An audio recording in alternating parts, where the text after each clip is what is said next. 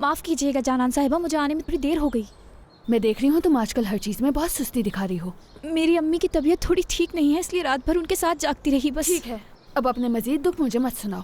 आप रुकिए, फौरन नाश्ता बना कर लाती हूँ आपके लिए मैं। अब मैं तुम्हारे नाश्ते के लिए मजीद 2 घंटे इंतजार नहीं कर सकती, समझ गई?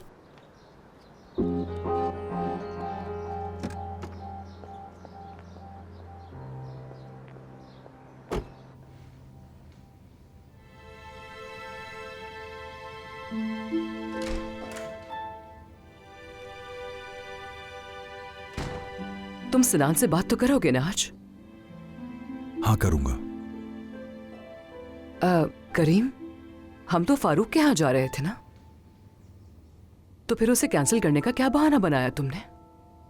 मैंने कोई बहाना नहीं बनाया सादिया, 1 हफ्ते के लिए मुलतवी किया है बस। मैंने साफ कह तो दिया था कि मैं वहां नहीं जाना चाहती हूँ। सादिया, मैं तुम्हें बता चुका हूं कि वहां हमें हर सूरत जाना होगा, समझी?